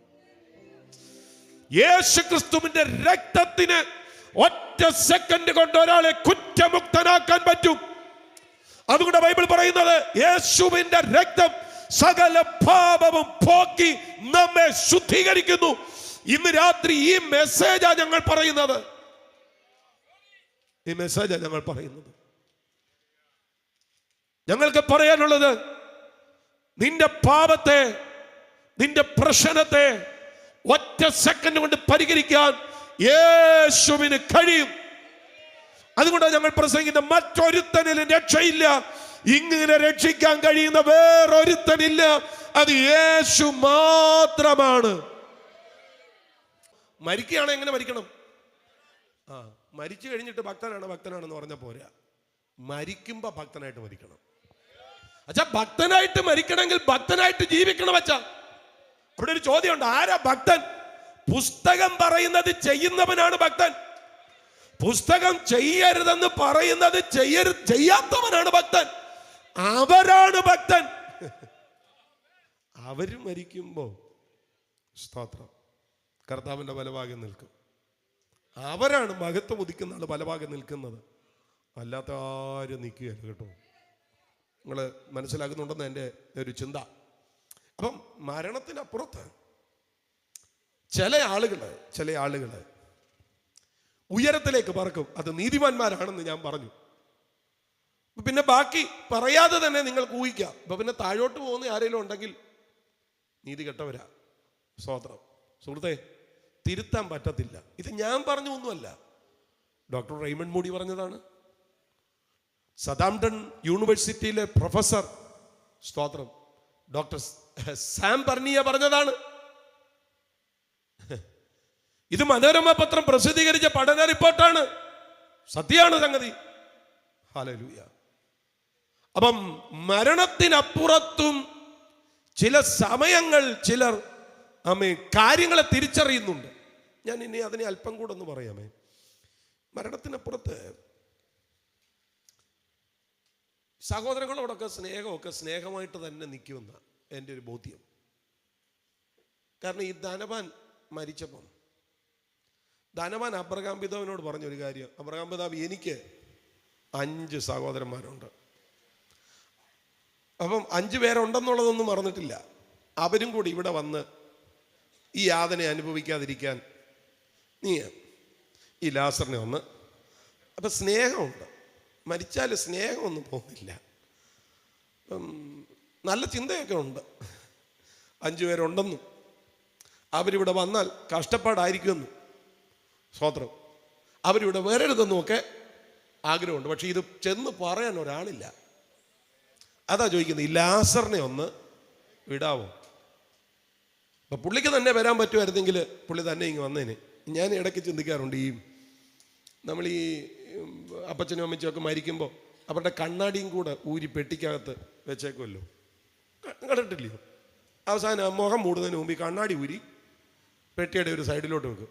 അതുപോലെ അവർ ഉപയോഗിക്കുന്ന ഫോണും കൂടെ അങ്ങ് കൊടുത്ത് വിടുമായിരുന്ന സൗകര്യമായിരുന്നു. കാരണം അവിടെ കാണും വല്ല ഐഡിയക്കാരനോ അറിയത്തില്ലല്ലോ, വോഡാഫോൺകാരനോ വല്ലതും ടവറെങ്ങാനും തുടങ്ങിയിട്ടുണ്ടെന്ന് നമുക്കറിയത്തില്ലല്ലോ ഉണ്ടോന്ന്. ഫോണില്ലാത്തത് കൊണ്ടല്ലേ പലർക്കും അറിയാൻ പറ്റാത്തത്. ഇപ്പം അവിടെ കാണും വല്ല റേഞ്ചും എല്ലാം കിട്ടുകയാണെങ്കിൽ പറയായിരുന്നു, മോനെ വാട്സപ്പൊക്കെ ചെയ്തേനെ, ചിലപ്പോൾ അവിടുത്തെ സെൽഫി വീഡിയോ ഒക്കെ അയച്ചു തന്നനെയായിരുന്നായിരിക്കും. മനസ്സിലാക്കാൻ വേണ്ടി സരസമായിട്ട് പറയുക. അത് അവിടുത്തെ ചിത്രം അറിയാൻ ഒരു മാർഗമില്ല. അതുകൊണ്ട് കർത്താവായിട്ട് പറഞ്ഞു തന്നതാ, പോയതാ. അവിടുന്ന് ഒരു പ്രൊമോഷനോ ഒരു ഡീ പ്രൊമോഷനോ ഇല്ല. സ്തോത്രം. കേട്ടെന്ന് എൻ്റെ ചിന്ത. പോയടത്ത് പോയതാ കേട്ടോ. ഇഡലി സാമ്പാർ കൊണ്ടൊന്നും രക്ഷപ്പെടാൻ പറ്റത്തില്ല. മനസ്സിലാകുന്നുണ്ടെന്ന് എൻ്റെ ചിന്ത. സ്തോത്രം. അപ്പം മരണത്തിനപ്പുറത്തുള്ള യാഥാർത്ഥ്യം ഇതാ. ഇനി മരിച്ചവർക്ക് എങ്ങനെയാണ് യേശു കർത്താവാകുന്നത്? എൻ്റെ പ്രിയപ്പെട്ടവരെ, മരിച്ചാലും ഈ മരണത്തിനപ്പുറത്ത് സംഭവിക്കുന്ന കാര്യം ഞാൻ പറയാം. ഒരാളിപ്പം മരിച്ചാൽ മരിക്കുന്ന സ്പോട്ടിൽ അയാളുടെ ശരീരത്തിന്റെ ഗന്ധം മാറും. ഹല്ലേലൂയ. ഈ ശരീരത്തിന്റെ ഗന്ധം മാറും എന്ന് പറയുമ്പം അതിനാണ് നമ്മൾ ഈ സ്പ്രേ അടിക്കുന്നത്. നമ്മൾ ഓർക്കുന്ന അപ്പച്ചനോടുള്ള സ്നേഹം കൊണ്ട് എന്തായാലും പോവല്ലേ, കുറച്ചുകൂടെ അങ്ങ് അടിച്ചിട്ട് അങ്ങ് പൊക്കോ. അല്ല, അവിടെ ഇരിക്കാൻ വേണ്ടി 2 മണിക്കൂറത്തെ ബദ്ധപ്പാടാ. അവരവരുടെ നിലയിൽ ചെയ്യുന്നു. മണമുള്ള എന്തേലുമൊക്കെ അവിടെ ഉണ്ടാവും. ഇരിക്കാനുള്ള ബദ്ധപ്പാടാ. പിന്നെ ഇപ്പം നമ്മൾ ഈ കവർ ചെയ്ത് മൊബൈൽ മോർച്ചറിക്കകത്ത് വെക്കുന്നുണ്ട്. ഇപ്പം കൂടെ അടിക്കണ്ട. സ്തോത്രം. കാരണം അവസാനം വരെ ഇതിനകത്ത് അങ്ങ് ഇരുന്നോളൂ, അടച്ചു വെച്ചേക്കുക. ഇപ്പം ശരീരത്തിൻ്റെ ഗന്ധം മാറും. നിങ്ങൾ കേൾക്കണം, ഈ 3 ദിവസമാകുമ്പോഴേ അതിൻ്റെ ജൈവ പ്രക്രിയക്കകത്തോട്ട് ശരീരം പോയാൽ ഇന്റേണൽ ഓർഗൻസ് എല്ലാം മെൽറ്റാകും. യേശു ലാസറിന്റെ കല്ലറയ്ക്ക് ചെന്നപ്പം നാറ്റം വെച്ച് തുടങ്ങി എന്നാണ് പറയുന്നത്. 4 ദിവസത്തെ സ്ഥിതി അതാ. മെൽറ്റായതെല്ലാം പുറത്തോട്ട് വരും. 3 ആഴ്ചയാകുമ്പോഴേക്കും മുടിയെല്ലാം കൊഴിയും, നഖമെല്ലാം ഊരും, അസ്ഥികളെല്ലാം ബന്ധം വിട്ടുപോകും. സ്തോത്രം. 3 മാസം ആകുമ്പോഴേക്കും പൊതിഞ്ഞ ശോശപ്പയെന്ന് പറയത്തില്ല ഇവിടെ. പിന്നെ അതൊക്കെ ഇല്ല, നമ്മളില്ലല്ലോ. പൊതിഞ്ഞ ശോശപ്പയും പിന്നെ കുറച്ച് മുടിയും 5-6 നഖവും കുറച്ച് അസ്ഥി അല്ലാതെ ബാക്കിയെല്ലാം ദ്രവിച്ച് തീരും. ഇപ്പം നൂറ്റാണ്ടുകൾക്ക് മുമ്പ് മരിച്ചവരെയൊക്കെ നിങ്ങളൊന്ന് ആലോചിച്ച് നോക്കി. സ്തോത്രം. ഒന്നും കാണത്തില്ല. പക്ഷെ നിങ്ങൾ കേൾക്കണം, യോഹന്നാൻ 5:25-28 പറയുന്നു, ഇതിങ്കൽ ആശ്ചര്യപ്പെടരുത്, കല്ലറകളിലുള്ള എല്ലാവരും അവന്റെ ശബ്ദം കേൾക്കും. ശരീരം ദ്രവിച്ചില്ലാതെയായിട്ടുണ്ട്, പക്ഷേ മനുഷ്യപുത്രന്റെ ശബ്ദം പുറപ്പെട്ടാൽ കല്ലറകളിലുള്ള എല്ലാവരും ആ ശബ്ദം കേട്ടേ പറ്റൂ. നന്മ ചെയ്തവർ ജീവനായും തിന്മ ചെയ്തവർ ന്യായവിധിക്കായും എഴുന്നേക്കും. 1000 വർഷങ്ങൾക്ക് മുമ്പ് മരിച്ചവനും 100 നൂറ്റാണ്ടുകൾക്ക് മുമ്പ് മരിച്ചവനും 10 പതിറ്റാണ്ടുകൾക്ക് മുമ്പ് മരിച്ചവനും ഇന്നലെ മരിച്ചവനും ഒന്നുകിൽ ജീവനായി എഴുന്നേൽക്കും, അല്ലെങ്കിൽ ന്യായവിധിക്കായി എഴുന്നേൽക്കും. അതാ പറയുന്നത്, ഇതിങ്കൽ ആശ്ചര്യപ്പെടരുത്. കേട്ടോ, ഇതിങ്കൽ ആശ്ചര്യപ്പെടരുത്. സ്തോത്രം. അങ്ങനെ വാക്യമുണ്ടോ? പെട്ടെന്ന് ആരെങ്കിലും വായിക്കാമെങ്കിൽ ഒന്ന് വായിച്ചോ. യോഹന്നാന്റെ സുവിശേഷം 5-ാം അധ്യായം അതിന്റെ 28-ാമത്തെ വാക്യം. പെട്ടെന്ന് കിട്ടുന്നവരാരെങ്കിലും ഉണ്ടോ? വായിച്ചോ. സ്തോത്രം. 5:28 പെട്ടെന്ന് വായിച്ചോ. ഇതിങ്കൽ ആശ്ചര്യപ്പെടരുത്. അമ്മാമേ, ഞാൻ തന്ന ബൈബിളാണോ? ആ ബൈബിൾ ഞാൻ തന്നാണോ? നിങ്ങളുടെ എല്ലാവരുടെയും ബൈബിൾ അങ്ങനെയല്ലേ എഴുതിയിരിക്കുന്നത്? അതുകൊണ്ടാ പറഞ്ഞു ഇതിങ്കൽ ആശ്ചര്യപ്പെടരുത്. ആശ്ചര്യപ്പെടുവൊന്നും വേണ്ട, കല്ലറകളിലുള്ളവർ വിളിച്ചാൽ എഴുന്നേറ്റേ പറ്റൂ. അതാ പറയുന്നത്, ഇതിങ്കൽ ആശ്ചര്യപ്പെടരുത്. അടുത്തത്, കല്ലറകളിലുള്ള എല്ലാവരും അവന്റെ ശബ്ദം കേൾക്കും. നന്മ ചെയ്തവർ ജീവനായും തിന്മ ചെയ്തവർ ന്യായവിധിക്കായും പുനരുത്ഥാനം ചെയ്യുവാനുള്ള നാഴിക വരുന്നു. അതോ ഞാൻ പറഞ്ഞ്, വിളിച്ചാൽ എഴുന്നേറ്റേ പറ്റൂ. അതുകൊണ്ടാ പറഞ്ഞേ, മരിച്ചവർ ഇപ്പോഴും യേശു ക്രിസ്തുവിന്റെ അധികാരത്തിന്റെ കീഴിൽ തന്നെയാണ്. കാരണം നന്മ ചെയ്തവനെയും തിന്മ ചെയ്തവനെ തിരിച്ചു വിളിക്കുന്ന ഒരു ദിവസമുണ്ട്. ഞാൻ വരത്തില്ലെന്ന് പറയാൻ പറ്റത്തില്ല, വിളിച്ചാൽ എഴുന്നേൽക്കണം. വിളിച്ചാൽ എഴുന്നേൽക്കണം. നീയോ ദാനിയേലേ പോയി വിശ്രമിച്ചു കൊള്ളുക, കാലാവസാനത്തിൽ നിന്റെ ഓഹരി പ്രാപിപ്പാൻ എഴുന്നേറ്റ് വരിക. വിളിച്ചാൽ എഴുന്നേൽക്കണം. നന്മ ചെയ്തവനും എഴുന്നേൽക്കണം, തിന്മ ചെയ്തവനും എഴുന്നേൽക്കണം. അതുകൊണ്ടാ പറഞ്ഞത്, യേശു മരിച്ചവരുടെ കർത്താവാണ്. അതാ നമ്മൾ വായിച്ചത്, മരിച്ചവരുടെയും ജീവിച്ചിരിക്കുന്നവരുടെയും കർത്താവ്. യേശു മരിച്ചവരുടെ കർത്താവാണ്. ഇനി യേശു ജീവിച്ചിരിക്കുന്നവരുടെ കർത്താവാണ് എന്ന് പറയുമ്പോൾ, യേശുവിന്റെ കർത്തൃത്വത്തെ അംഗീകരിച്ച, യേശുവിന്റെ കർത്തൃത്വത്തെ ഉറക്കെ പ്രഖ്യാപിച്ച നമ്മൾ ആ കർത്തൃത്വത്തിന്റെ കീഴിലാണ് ജീവിക്കുന്നത്. കർത്തൃത്വത്തിന്റെ കീഴിലാണ് ജീവിക്കുന്നത്. ഹല്ലേലൂയ. യേശുവിനെ കർത്താവ് എന്ന് ഉറക്കെ പ്രഖ്യാപിച്ചവരെ ഓർത്ത് ഞാൻ സ്തോത്രം ചെയ്യുന്നു. ഹല്ലേലൂയ. യേശുവാണ് എൻ്റെ കർത്താവ്. എത്ര പേർക്ക് പറയാൻ പറ്റും യേശുവാണ് എൻ്റെ കർത്താവ്? ഒന്നുകൂടെ, യേശുവാണ് എൻ്റെ കർത്താവ്. അതിന്റെ അർത്ഥം എന്താണെന്നറിയോ? എന്നെ ഭരിക്കുന്ന ഭരണാധിപൻ യേശുവാണ്, എന്റെ ഉടമസ്ഥൻ യേശുവാണ്, എന്റെ അധികാരി യേശുവാണ്. യേശുവേ വന്നു വാഴണമേ, ഇനി ഞാനല്ല എന്നിൽ നീയല്ലോ. രാജാവേ വന്നു വാഴണമേ, ഇനി ഞാനല്ല എന്നിൽ നീയല്ലോ.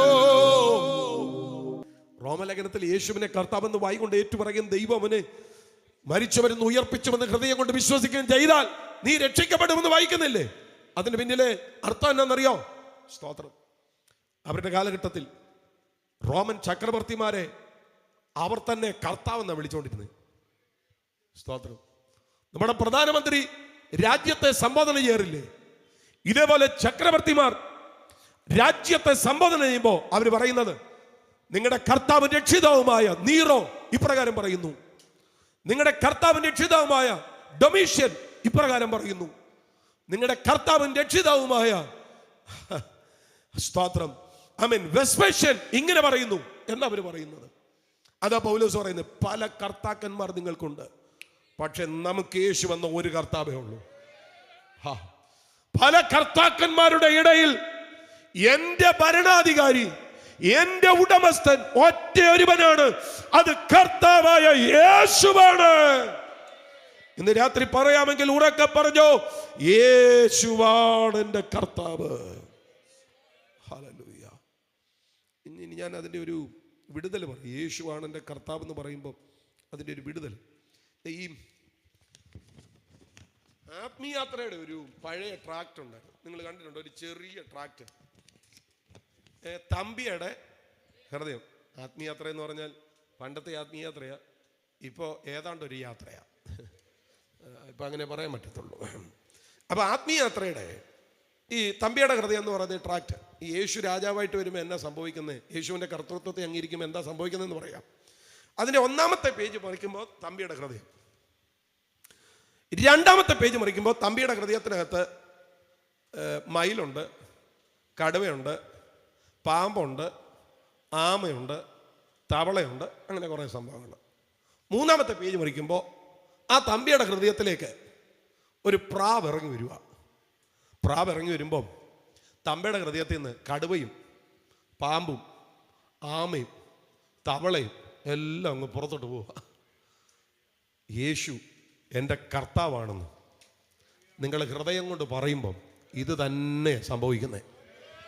നാളിതുവരെ നിങ്ങളെ വാണ് മുടിച്ച സകല പൈശാചിക മണ്ഡലങ്ങളും അവരുടെ അധികാരത്തെ നിർത്തിയിട്ട് പുറത്തു പോകുന്ന സമയമാണ്. യേശുവാണ് എൻ്റെ കർത്താവ് എന്ന് പറയുമ്പോൾ ഒരാളില് എത്ര വരെ ഇതുപോലെയുള്ള പുള്ളികൾ ഭരിക്കാമെന്ന് ചോദിച്ചാൽ ഏറ്റവും മിനിമം ഒരു 6000 ഭൂതങ്ങൾക്ക് ഭരിക്കാൻ പറ്റും. പക്ഷെ യേശുവാണ് എൻ്റെ കർത്താവ് എന്ന് പറഞ്ഞാൽ ഇത് മുഴുവൻ വിട്ടുപോയേ പറ്റത്തുള്ളൂ. കേൾക്കുന്നവരുണ്ടെങ്കിൽ ഒരാമയും പറഞ്ഞു. നിങ്ങൾക്കെതിരെ നിൽക്കുന്ന പാരമ്പര്യങ്ങൾ, നിങ്ങൾക്കെതിരെ നിൽക്കുന്ന ശാപങ്ങൾ, ഹല്ലേലൂയ, നിങ്ങൾക്കെതിരെ നിൽക്കുന്ന സകല പൈശാചിക മണ്ഡലങ്ങൾ, നിങ്ങൾക്കെതിരെ നിൽക്കുന്ന രോഗങ്ങൾ, നിങ്ങൾക്കെതിരെ നിൽക്കുന്ന ചില ചതികൾ, യേശുവാണ് എൻ്റെ കർത്താവ് എന്ന് പറയുമ്പോൾ നിങ്ങളെ വിട്ട് പുറത്തു പോയേ പറ്റൂ. അതുകൊണ്ട് പറയാമെങ്കിൽ പറഞ്ഞോ, യേശുവാണ് എൻ്റെ കർത്താവ്. Hallelujah, hallelujah. യേശു ജീവിച്ചിരിക്കുന്നവരുടെ കർത്താവാ, യേശു മരിച്ചവരുടെ കർത്താവാ. ആട്ടെ, ഇവിടെ ഒരു ചോദ്യമുണ്ട്. യേശു ജീവിച്ചിരിക്കുന്നവരുടെയും മരിച്ചവരുടെയും കർത്താവാണെന്ന് പറയാൻ എന്തോ ഇത്ര യോഗ്യത, എന്നാ ഇത്ര യോഗ്യത? അതാണ് നമ്മൾ വായിച്ച വാക്യത്തിൽ പറയുന്നത്. For this reason the Messiah died and returned to life. അതൊക്കെ ശ്രദ്ധിച്ചോ. For this reason, for this reason. ഏത് റീസൺ? ഏത് reason? ജീവിച്ചിരിക്കുന്നവരുടെയും മരിച്ചവരുടെയും കർത്താവാകാൻ. For this reason the Messiah died and returned to life. അവൻ മരിച്ചിട്ട് ഉയർത്തെഴുന്നേറ്റു. യേശു ജീവിച്ചിരിക്കുന്നവരുടെ കർത്താവാണെന്ന് പറയാൻ എങ്ങനെ പറ്റും പാസ്റ്ററേ? യേശു മരിച്ചവരുടെ കർത്താവാണെന്ന് പറയാൻ എങ്ങനെ പറ്റും? എന്താണ് അവന്റെ യോഗ്യത? ഒരൊറ്റ യോഗ്യതയാണ് ബൈബിൾ പറയുന്നത്. യേശു മരിച്ചിട്ട് ഉയർത്തെഴുന്നേറ്റു. മരിച്ചുപോയ ഒരുവന്റെ കല്ലറയുടെ മുൻപിൽ അതിന്റെ സുഗന്ധം പേറി നിൽക്കുന്നവരല്ല നമ്മൾ ആരും. കേൾക്കുന്നുണ്ടെന്ന് എന്റെ ചിന്ത. മരിച്ചവന്റെ കല്ലറയുടെ സുഗന്ധത്തിന്റെ മുൻപിൽ നിൽക്കുന്നവരല്ല നമ്മൾ. ഈ ഇളയരാജ എന്ന് പറയുന്ന സംഗീത സംവിധായകൻ ഒരിക്കൽ പറഞ്ഞു, യേശു തമിഴ് ബ്രാഹ്മണനായിരുന്നു. എന്നിട്ട് പുള്ളി പറഞ്ഞു, യേശു കാശ്മീരിൽ പോയി മരിച്ചു, യേശുവിന്റെ കല്ലറ അവിടെ ഉണ്ടെന്ന്. അപ്പൊ ഈ ഇളയരാജ സാറിനോട് ആരോ ചോദിച്ചു, ആട്ടെ സാറിന് എങ്ങനെ മനസ്സിലായി? ഉടനെ പുള്ളി പറയുവാണ്, യൂട്യൂബിൽ കണ്ടെന്ന്. ഏതെ? യേശു തമിഴ് ബ്രാഹ്മണനായിരുന്നു. എന്റെ ഇളയരാജ സാറേ, നിങ്ങളുടെ പാട്ട് ഗംഭീരമാണ്, പക്ഷെ യേശുവിനെ പറ്റി പറയാനുള്ള കപ്പാസിറ്റി നിങ്ങൾക്കില്ല. അതിന്റെ കാരണം ബാലരമയിൽ കാണുന്നത് പോലെ കെട്ടുകഥയല്ല ബൈബിള്. ഈ ബാലരമയിൽ ഈ മായാവി എന്ന് പറയുന്ന ഒരു കഥയില്ലേ, വായിച്ചിട്ടുണ്ട് മായാവി. അതിന് ഈ മായാവി എന്ന് പറയുന്ന ആ കഥക്കകത്ത് കുറെ കഥാപാത്രങ്ങളുണ്ട്. കൂട്ടുസൻ, പറഞ്ഞോടാ, ഡാക്കിനി, ലുട്ടാപ്പി, രാജു, രാധ, പിന്നൊരു വിക്രമൻ, ഒരു മുത്തു. ഇതാണ് അതിലെ കഥാപാത്രങ്ങൾ. പിന്നെ വേറെ കുറെയൊക്കെ ഉണ്ട്. തൽക്കാലം ഇത്രയും മതി. അപ്പൊ ഈ കഥക്കകത്ത് എല്ലാ പ്രാവശ്യവും ഈ കഥ അവസാനിക്കുമ്പം ഈ കൂട്ടുസനും ഡാക്കിനി ലുട്ടാപ്പിയും കൂടെ ഈ മായാവിയെ പിടിച്ച് ഒരു കുപ്പിക്കകത്താക്കും. അല്ലേ? അങ്ങനെയല്ലടാ, അങ്ങനെ ഒരു കുപ്പിക്കകത്ത് ആക്കും. പിള്ളേർക്കൊക്കെ എന്നെ ഉത്സാഹം നോക്കി. ഒരു കുപ്പിക്കകത്താക്കും. എന്നിട്ട് ലുട്ടാപ്പിക്ക് ഒരു കുന്തമുണ്ട്. കൂട്ടുസനും ഡാക്കിനി വല്യമ്മയും കൂടെ ലുട്ടാപ്പിയുടെ കുന്തത്തെ കയറി മായാവിയുള്ള കുപ്പിയും കൊണ്ട് ഇങ്ങനെ പറക്കുന്ന കൂട്ടത്തിൽ എങ്ങനെയാണെന്നറിയത്തില്ല, കൂട്ടുസന്റെ കയ്യിലിരിക്കുന്ന ഈ കുപ്പി താഴെ വീഴും. താഴെ വീഴുക മാത്രമല്ല, പൊട്ടുന്നതോടുകൂടി മായാവി കുപ്പിന്ന് പുറത്തു പോകും. ഒടുവിൽ കഥ അവസാനിക്കുമ്പോൾ മായാവിയുടെ തോളയിൽ രാജുവും രാധയും ഇരിക്കുന്നു. പിള്ളേർക്ക് ഇത്രയും മതി. പിള്ളേർ എന്നാ ചിരിയാന്നറിയോ? ഇപ്പൊ തന്നെ ഇവരുടെ മുഖത്തോട്ടൊക്കെ നോക്കി എന്നാ ഉത്സാഹമാണെന്ന്. എടാ, ഇതിന്റെ പേരാ കെട്ടുകഥ. ഞാൻ ചിന്തിക്കാറുണ്ട്, ഈ കൂട്ടുസന് ഈ പൊട്ടുന്ന കുപ്പി ഇതിന് മാത്രം എവിടുന്ന് കിട്ടുന്നെന്നുള്ളതാണ്. ഈ കൂട്ടുസൻ ഇച്ചിരി ബുദ്ധിയുള്ളവനാണെങ്കിലേ അല്ല അക്വാഫിനായുടെ ഒരു കുപ്പി മേടിച്ചോണ്ട് മായാവിയെ പിടിച്ചിട്ടായിരുന്നു ഇത് പൊട്ടുമായിരുന്നു. ഇതാ കെട്ടുകഥ എന്ന് പറയുന്നത്. ഇത്ര എല്ലാ പ്രാവശ്യവും കുപ്പി താഴെ വീഴും, പൊട്ടും, മായാവി രക്ഷപ്പെടും. വല്ല ആക്രിക്കടയും വല്ലതും നടത്തുന്നുണ്ടായിരിക്കും കൂട്ടുസന് ഇത്രയും കുപ്പി കിട്ടുന്നത്. ഇതിനകത്തൊന്നും ചോദ്യമില്ല, കാരണം കഥയാ. ഇതാണ് കെട്ടുകഥ. ഞാൻ ഇത്രയും പറഞ്ഞു എന്തിനാണെന്നറിയോ? എന്റെ സുഹൃത്തെ, ബൈബിൾ കെട്ടുകഥയല്ല. ഒരാമേ പറ, ഇത് കെട്ടുകഥയല്ല. യേശു ജനിച്ചു എന്ന് പറയുന്ന സ്ഥലം കെട്ടുകഥയല്ല, സത്യ. ഇന്ന് എന്നാലും കാണാം. ബേത്തൽഗം എഫ്രാത്ത ഇന്ന് എന്നാലും കാണാം. യേശു വളർന്ന നസ്രത്ത് കെട്ടുകഥയല്ല, ഇന്ന് എന്നാലും കാണാം. യേശു സ്നാനമേറ്റ യോർദാൻ ഇന്ന് എന്നാലും കാണാം. യേശു വെള്ളം വീഞ്ഞാക്കിയ കാനായിൽ കല്യാണം നടന്ന വീട്, ആ സ്ഥലം ഇന്ന് എന്നാലും കാണാം. യേശു രക്തം വിയർത്ത ഗത്സമൻ ഇന്ന് എന്നാലും കാണാം. യേശുവിനെ ശിക്ഷ വിധിച്ച ഗബഥ ഇന്ന് എന്നാലും കാണാം. യേശുവിനെ ക്രൂശിച്ച ഗോൽഗോഥ ഇന്ന് എന്നാലും കാണാം. സ്തോത്രം. യേശുവിനെ വെച്ച കല്ലറ ഇന്ന് എന്നാലും കാണാം. പക്ഷെ കാണാൻ പറ്റാത്ത ഒറ്റ കാര്യം, ഒരു തിരുശേഷിപ്പ് അതിനകത്ത് ഇല്ല എന്നുള്ളതാണ്. കാരണം എന്റെ കർത്താവ് കല്ലറയ്ക്കകത്ത് ഒതുങ്ങിയവനല്ല, എന്റെ കർത്താവ് കല്ലറയെ ജയിച്ചവനാണ്. അതുകൊണ്ട് ഇളയ രാജാ സാറേ, നിങ്ങളുടെ സംഗീതത്തെ സല്യൂട്ട് ചെയ്യുന്നു. പക്ഷെ യേശുവിനെ കുറിച്ച് നിങ്ങൾ പറഞ്ഞത് മണ്ടത്തരവാ. കാരണം ഇത് കെട്ടുകഥയല്ല, ഇത് ചരിത്ര വസ്തുതയാണ്. ഒരാമേ പറഞ്ഞാട്ട്. യേശു ചെയ്ത എല്ലാ കാര്യങ്ങളുടെയും അധികാരം എന്ന് പറയുന്നത് യേശുവിന്റെ മരണം മുൻനിർത്താനോ. ഞാൻ അതിന് തെളിവ് പറയാം. യോഹന്നാൻ 2:18 നമ്മൾ വായിക്കുമ്പം, എന്നാൽ യഹൂദന്മാർ അവനോട് നിനക്ക് ഇങ്ങനെ ചെയ്യാമെന്നതിന് നീ എന്ത് അടയാളം കാണിച്ചു തരുമെന്ന് ചോദിച്ചു. യേശു അവരോട്, ഈ മന്ദിരം പൊളിക്കും ഞാൻ 3 ദിവസം കൊണ്ട്. അപ്പൊ അവരുടെ ചോദ്യം തന്നെ, ഇങ്ങനെയൊക്കെ ചെയ്യാമെന്ന് നീ എന്താ അടയാളം കാണിക്കുന്നത്? യേശു പറയും, എടാ ഇത് പൊളിക്ക്, ഞാൻ 3 ദിവസം കൊണ്ട് പണിയാം. 21-ാമത്തെ വാക്യത്തിൽ പറയുന്നുണ്ട്, അവനോ തൻ്റെ ശരീരം എന്ന മന്ദിരത്തെക്കുറിച്ചാണ് പറഞ്ഞത്. സ്തോത്രം. അപ്പൊ യേശു ചെയ്തതിൻ്റെ എല്ലാം അടയാളം, അധികാരം എന്താ? ഇത് പൊളിച്ചാൽ 3 ദിവസം കൊണ്ട് പണിയും. അപ്പൊ മരിച്ചവരുടെയും ജീവിച്ചിരിക്കുന്നവരുടെയും കർത്താവാകാനുള്ള അവിടുത്തെ യോഗ്യത എന്നാ?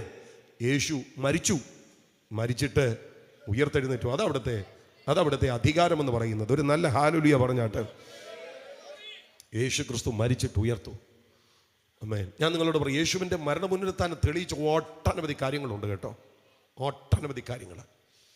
അതില് യേശുവിന്റെ മരണ പുനരുത്ഥാനം തെളിയിച്ച പ്രധാനപ്പെട്ട കാര്യമെന്ന് പറയുന്നത് യേശു സാക്ഷാൽ ദൈവപുത്രനാണെന്നുള്ളതാണ്. യേശു ദൈവപുത്രൻ. ഹല്ലേലൂയ. ശബ്ദം ഉയർത്തി ആമേൻ പറഞ്ഞു. നിങ്ങൾക്കറിയാമോ, യേശുവിന്റെ ക്രൂശ് മരണമല്ല ചരിത്രത്തിലെ ആദ്യത്തെ ക്രൂശീകരണം. യേശു മരിക്കുന്നതിന് 300 വർഷങ്ങൾക്ക് മുമ്പ് ക്രൂശീകരണം ആരംഭിച്ചതാണ്. അത് സെമിറാമീസ് എന്ന് പറയുന്ന മനുഷ്യനാണ് ലോകത്തിന് പരിചയപ്പെടുത്തുന്നത് കാർത്തേജിൽ. പിന്നീട് അത് ഫൊയ്നിക്കയിലേക്ക് വന്നു. ഒടുവിൽ റോമ ഗവൺമെന്റ് അത് ഏറ്റെടുത്തു എന്ന് ചരിത്രം പറയുന്നു. അപ്പം 300 വർഷത്തെ പാരമ്പര്യമുള്ള കിരാതമായ ഭീവത്സമായ ശിക്ഷാ നടപടിയാ ക്രൂശീകരണം. Praise the Lord. ഞാൻ ചിന്തിക്കുന്നത് ഈ ക്രൂശീകരണം നിരന്തരമായി നടത്താൻ ഒരു ടീമിനെ അവർ നിയോഗിച്ചിട്ടുണ്ടായിരിക്കുമെന്ന സ്വതന്ത്രം. നിങ്ങൾ ഈ അടുത്ത ചില വർഷങ്ങൾക്ക് മുമ്പ് കേരളത്തിൽ ഒരു വധശിക്ഷ നടത്താനായിട്ട് ആരാച്ചാരം ഇല്ലാഞ്ഞിട്ട് കണ്ടെത്താനായിട്ട് വധശിക്ഷ വരെ താമസിപ്പിച്ചില്ലേ? അപ്പൊ അതൊരു പ്രത്യേക ടീമാണ് ഇങ്ങനെയുള്ള പരിപാടിയൊക്കെ നടത്തുന്നത്. റോമ സാമ്രാജ്യത്തിൽ ക്രൂശീകരണം നിരന്തര സംഭവമായതുകൊണ്ട് ഒരു ടീമായിരിക്കും അത് ചെയ്തത്. ഞാൻ ചിന്തിക്കുക, യേശുവിനെ ക്രൂശിച്ച ശതാധിപനില്ലേ, ഇവൻ പല ക്രൂശീകരണങ്ങൾ നടത്തിയിട്ടുണ്ട്. പക്ഷെ യേശുവിൻ്റെ ക്രൂശീകരണം വ്യത്യസ്തമായിരുന്നു. ആമേൻ. അവിടെ ചരിത്രത്തെ തന്നെ ഇളക്കി മറിച്ച പല സംഭവങ്ങളുണ്ടായി. സൂര്യൻ കറുത്തുപോയി, സൂര്യൻ ഇരുണ്ടുപോയി യേശു മരിക്കുന്ന സമയം. രണ്ടാമത്തെ കാര്യം, മന്ദിരത്തിന്റെ തിരശ്ശീല മുകൾ തൊട്ട് അടിയോളം രണ്ടായിട്ട് ചിന്തിപ്പോയി. മന്ദിരത്തിന്റെ തിരശ്ശീല എന്ന് പറയുമ്പോൾ ഇവിടെ കെട്ടിയിരിക്കുന്ന പന്തലിന്റെ പുറത്ത് വിരിച്ചിരിക്കുന്ന വെള്ളത്തുണി പോലെയല്ല മന്ദിരത്തിന്റെ തിരശ്ശീല. ആമേൻ. സ്തോത്രം. ഭയങ്കര ഖനമുള്ളതും. സ്തോത്രം. ആമേൻ. ഒരു സൈഡിൽ 4 മറ്റു സൈഡിൽ 4 അങ്ങനെ 8 കാളകളെ വെച്ച് വലിച്ചാൽ മാത്രം ഉയർന്നു വരുന്ന അത്ര ഭാരമുള്ളതുമാണ് ഈ തിരശ്ശീല.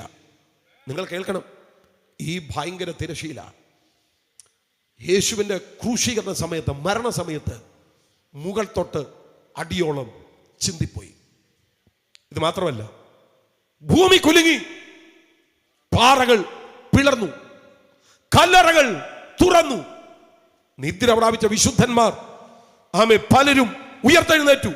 അടുത്ത വാക്ക്, ഈ സംഭവിച്ചതൊക്കെയും കണ്ടിട്ട് ശതാധിപൻ ഉറക്കെ വിളിച്ചു പറഞ്ഞു, ഞാൻ പലരെയും ക്രൂശിച്ചിട്ടുണ്ട്, ഇത് അതുപോലെയല്ല, ഇവൻ ദൈവപുത്രനാണ്. റോമലേഖനത്തിൽ പൗലോസ് പറയുന്നു, ജഡം സംബന്ധിച്ച് ദാവീദിന്റെ സന്തതിയിൽ നിന്ന് ജനിക്കുകയും മരിച്ചിട്ട് ഉയർത്തെഴുന്നേൽക്കിയാൽ വിശുദ്ധിയുടെ ആത്മാവ് സംബന്ധിച്ച് ദൈവപുത്രൻ എന്ന ശക്തിയോട് നിർണയിക്കപ്പെടുക. അതാ പറഞ്ഞു, മരിച്ചിട്ട് ഉയർത്തെഴുന്നേൽക്കിയാൽ വിശുദ്ധിയുടെ ആത്മാവ് സംബന്ധിച്ച് ദൈവപുത്രൻ എന്ന് തെളിയിച്ചു. യേശു ക്രിസ്തു സാധാരണക്കാരൻ, ഒരു മനുഷ്യനെ പോലെയല്ല, മരിച്ചിട്ട് ഉയർത്തെഴുന്നേറ്റത് കൊണ്ട് അവൻ ദൈവപുത്രനാണെന്ന് ലോകത്തിന് തെളിയിച്ചു കൊടുത്തു. അതുകൊണ്ടാണ് ഞങ്ങൾ പ്രസംഗിക്കുന്നത്. ഈ പ്രസംഗത്തിന്റെ ആധാരം എന്താണെന്നറിയാമോ? യേശുവിന്റെ മരണ പുനരുത്ഥാനമാണ്. അതാ പൗലോസ് പറഞ്ഞു, യേശു ക്രിസ്തു മരിച്ചിട്ട് ഉയർത്തെഴുന്നേറ്റിട്ടില്ലെങ്കിൽ ഞങ്ങളുടെ പ്രസംഗം വ്യർത്ഥം, നിങ്ങളുടെ വിശ്വാസം വ്യർത്ഥം. ഇന്നും നിങ്ങൾ നിങ്ങളുടെ പാപത്തിൽ കിടക്കുന്നു. പക്ഷെ യേശു മരിച്ചിട്ട് ഉയർത്തെഴുന്നേറ്റത് കൊണ്ട് ഞങ്ങളുടെ പ്രസംഗം വ്യർത്ഥമല്ല, നിങ്ങളുടെ വിശ്വാസവും വ്യർത്ഥമല്ല. കരങ്ങൾ ഉയർത്തിപ്പിടിച്ച് ആത്മാവിൽ കർത്താവിനെ ഒരുമിച്ചൊന്ന് ആരാധിച്ചാട്ടെ. നമ്മുടെ പ്രസംഗം വ്യർത്ഥമല്ല, വിശ്വാസം വ്യർത്ഥമല്ല, നമ്മുടെ പ്രയത്നം വ്യർത്ഥമല്ല. കാരണം യേശു മരിച്ചു, മരിച്ചിട്ട് ഉയർത്തെഴുന്നേറ്റു. ഹല്ലേലൂയ. കരങ്ങൾ ഉയർത്തി ഒരുമിച്ച് കർത്താവിനെ ഒന്ന് ആരാധിച്ചാട്ടെ. Blessed be the name. നിങ്ങൾ കേൾക്കണം, യേശു ക്രിസ്തുവിൻ്റെ മരണ പുനരുത്ഥാനം ദൈവശക്തി ഏറ്റവും അധികം വെളിപ്പെട്ട ഉലക ചരിത്രത്തിലെ ഏറ്റവും ഭയങ്കര സംഭവം. പഴയ നിയമത്തിൽ ദൈവശക്തി വെളിപ്പെട്ടത്, അത്ര അതിശക്തമായി ദൈവശക്തി വെളിപ്പെട്ടത് ചെങ്കടൽ വിഭാഗിച്ചപ്പോഴാണ്.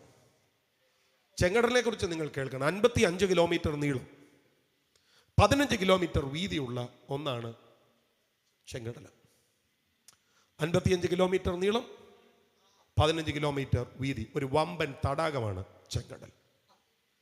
15 കിലോമീറ്റർ വീതിയിൽ ആഴത്തിൽ കിടക്കുന്ന ഈ ചെങ്കടലിനകത്തേക്ക് ഒരു കിഴക്കൻ കാറ്റടിച്ചു.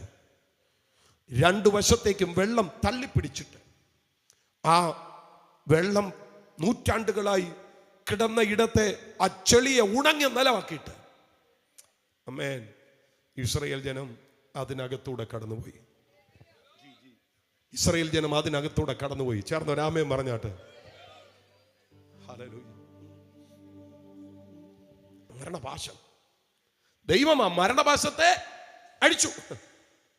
ഈ കെട്ടുകെട്ടിയ ഒരൊറ്റ മനുഷ്യനും രക്ഷപ്പെട്ടിട്ടില്ല. പക്ഷെ ഈ ശക്തി അങ്ങോട്ട് ചെന്നപ്പോ അധോലോകത്ത് പാതാള പ്രതീക്ഷയിൽ മരിച്ചവരുടെ ഇടയിൽ കിടന്നവന്റെ മേൽ മരണം കെട്ടിയ കെട്ട് അഴിഞ്ഞു. ഇതുപോലൊരു സംഭവം വേറെ ഉണ്ടായിട്ടില്ല. ശബ്ദം ഉയർത്തി രാമയും പറഞ്ഞു.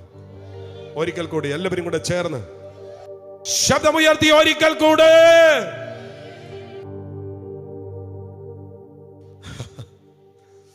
ശബ്ദം ഉയർത്തി കർത്താവിനെ ഒരിക്കൽ കൂടി സ്തുതിച്ചാട്ട്. അത് മാത്രമല്ല, മരണത്തിന് അവനെ പിടിച്ചു വെക്കുന്നത് അസാധ്യമായിരുന്നു. മരണത്തിന്റെ ജയത്തെ പഴങ്കഥയാക്കിക്കൊണ്ട് കർത്താവ് പാതാളത്തെ തോൽപ്പിച്ച് ഉയർത്തെഴുന്നേറ്റു. ഇനി ഭൂലോകത്തിന് എന്നാ സംഭവിച്ചതെന്ന് ഞാൻ പറയും. ഈ നമ്മളെ ചിലരൊക്കെ പ്രാർത്ഥിക്കുമ്പോൾ റോമ ഗവൺമെന്റിന്റെ ഇമ്പീരിയൽ മുദ്രയെ ഭേദിച്ചെന്നൊക്കെ വായിക്കുന്നില്ലേ? ഇമ്പീരിയൽ മുദ്ര എന്ന് പറഞ്ഞ എംപററുടെ മുദ്രയെന്ന്. റോമൻ എംപറർ ആരാന്നറിയണോ? All roads leads to Rome എന്ന്. എല്ലാ റോഡും റോമിലേക്ക്. ലോകത്തെ അടക്കി ഭരിച്ച 4ാം സാമ്രാജ്യമാണ് റോമ സാമ്രാജ്യം. അതിന്റെ ചക്രവർത്തിയാണ് റോമൻ എംപറർ. ആമേൻ. അയാളുടെ സീലാണ്. പോലീസ് സ്റ്റേഷനിലെ ഒരു കോൺസ്റ്റബിൾ ഇവിടെ വന്നിട്ട് ഈ വഴി അങ്ങ് സീൽ ചെയ്താൽ അതിനെ പൊളിക്കാൻ ആരെ കൊണ്ട് പറ്റും? ഇവിടെ ഇരിക്കുന്ന ഇപ്പൊ ആരെ കൊണ്ട് പറ്റും? ഒരു കോൺസ്റ്റബിൾ വെച്ച സീല് പൊളിക്കാൻ നമ്മളെ കൊണ്ട് പറ്റത്തില്ലെങ്കിൽ റോമൻ എംപററുടെ മുദ്ര പൊട്ടിക്കാൻ പറ്റുമോ? പറ. ഇല്ല. യേശുവിന്റെ കല്ലറയിൽ റോമൻ എംപററുടെ സീലുണ്ട്, അയാളുടെ പടയാളികളുണ്ട്, അയാളുടെ ചങ്ങലുണ്ട്, ഒരു വലിയ കല്ല് ഉരുട്ടി വെച്ചിരിക്കുക. പക്ഷേ റോമൻ എംപററുടെ ഇമ്പീരിയൽ മുദ്രയെ തകർത്ത് ചങ്ങലകളെ ഇളക്കി, ആമേൻ, സൈന്യത്തെ ചിതറിച്ച്, ആമേൻ, ആ കല്ല് സ്വയം ഉരുണ്ടു മാറുന്നത് പോലെ കർത്താവ് പുറത്തു വന്നു. ഉലക ചരിത്രത്തിൽ ഇതുപോലെ ഒരു സംഭവം വേറെ ഉണ്ടായിട്ടില്ല. അതാ ഞാൻ പറഞ്ഞത്, ഭൂലോകം ഇളകി, സ്വർലോകവും ഇളകി. ശബ്ദം ഉയർത്തി രാമയും പറ. അതാ ഞാൻ പറഞ്ഞു, 3 ലോകത്തെ ബാധിച്ച ഒറ്റ കാര്യ യേശു ക്രിസ്തുവിന്റെ മരണ പുനരുത്ഥാനം. മഹത്വത്തിന്റെ രാജാവ്. ചേർന്ന് രാമയും പറഞ്ഞാട്ട്. അവിടുന്ന് ആരാണ്? അവിടുന്ന് ആരാണ്? വാ തുറന്ന് പറ. അവിടുന്ന് ആരാണ്? മഹത്വത്തിന്റെ രാജാവ്. ശബ്ദം ഉയർത്തി പറഞ്ഞ്, യേശു ആരാണ്? യേശു മഹത്വത്തിന്റെ രാജാവാണ്.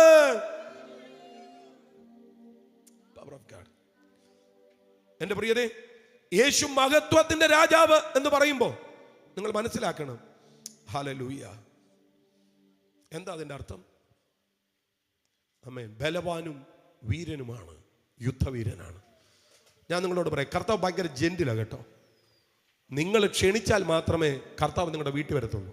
അതാ പറഞ്ഞത്, ഞാൻ വാതിക്കൽ നിന്ന്, കർത്താവ് മുട്ടത്തേ ഉള്ളൂ. ശബ്ദം കേട്ട് വാതിൽ തുറന്നു കൊടുത്താലേ കയറത്തുള്ളൂ. പക്ഷെ വേറെ വഴിയായി വരുന്ന ഒരു പുള്ളിയുണ്ട്. അവന് വാതിലൊന്നും തുറക്കണ്ട, വാതിലില്ലേലും വഴിയില്ലേലും വേറെ വഴിയായിട്ട് വരും. സ്തോത്രം. പക്ഷെ യേശു ഭയങ്കര ജെന്റിലാ. അതുപോലെ യേശുവാണ്, ആമേൻ, എൻ്റെ കർത്താവ് എന്ന് പറഞ്ഞാൽ അവിടുന്ന് നിന്റെ അധികാരം ഏറ്റെടുക്കും. ഇന്ന് രാത്രി നിന്റെ മുൻപിൽ വഴിയെ തടഞ്ഞ് നിന്റെ ആരോഗ്യത്തെ കെട്ടി നിന്റെ തലമുറയുടെ ഭാവിയുടെ മേൽ ഇരുൾ വീഴ്ത്തി നിന്റെ ജീവിതത്തെ നശിപ്പിച്ച് വ്യാപരിച്ചു നിൽക്കുന്ന ചില പൈശാചിക മണ്ഡലങ്ങളെ പൊളിച്ചിട്ട് ഇന്ന് രാത്രി മഹത്വത്തിന്റെ രാജാവ് യുദ്ധവീരനായി എഴുന്നേൽക്കട്ടെ. ഇന്ന് രാത്രി ചില കുടുംബങ്ങളുടെ അകത്ത് ഭയങ്കര വിടുതൽ, ശാപം വാണ ചില വീടുകളുടെ അകത്ത്, തകർച്ച വാണ ചില ആമേൻ കുടുംബങ്ങളുടെ അകത്ത്, ആമേൻ പ്രശ്നങ്ങൾ വാണ ചില വീടുകളുടെ അകത്ത് മഹത്വത്തിന്റെ രാജാവ് ചലിക്കട്ടെ. Power of God, power of God, power of God. ശബ്ദം ഉയർത്തി കർത്താവിനെ മഹത്വപ്പെടുത്തിയാട്ട്. മഹത്വത്തിന്റെ രാജാവ്, മഹത്വത്തിന്റെ രാജാവ്, മഹത്വത്തിന്റെ രാജാവ്. എത്ര പേര് പറയും, കർത്താവേ അങ്ങൻ്റെ അകത്ത് വരണം, എൻ്റെ വീടിനകത്ത് വരണം, എൻ്റെ വീടിൻ്റെ അറ്റ്മോസ്ഫിയറിനെ മാറ്റണം, അങ്ങൻ്റെ ജീവിതത്തിൽ വരണം. കർത്താവേ, അങ്ങനെ ഭരിക്കണം, അങ്ങനെ വാഴണം. എത്ര പേര് പ്രാർത്ഥിക്കും? യേശു കർത്താവാണ്, മഹത്വത്തിൻ്റെ രാജാവ്. ഇന്ന് രാത്രി നിങ്ങൾ ഹൃദയം തുറന്ന് വിളിക്കുകയാണെങ്കിൽ, നിങ്ങൾ ഹൃദയം തുറന്ന് ക്ഷണിക്കുകയാണെങ്കിൽ, നിന്റെ വീടിനകത്ത് കർത്താവ് അവിടുത്തെ അധികാരത്തെ വെളിപ്പെടുത്താൻ പോകുകയാണ്. ചില രോഗങ്ങളുടെ അധികാരത്തെ കർത്താവ് തകർക്കും. ആമേൻ. ചില അപകടങ്ങളുടെ അധികാരത്തെ കർത്താവ് പൊളിക്കും. ചില ശാപശക്തികളെ കർത്താവ് തകർക്കും. ഇന്ന് രാത്രി ഒരു ടോട്ടൽ ഡെലിവറൻസ്.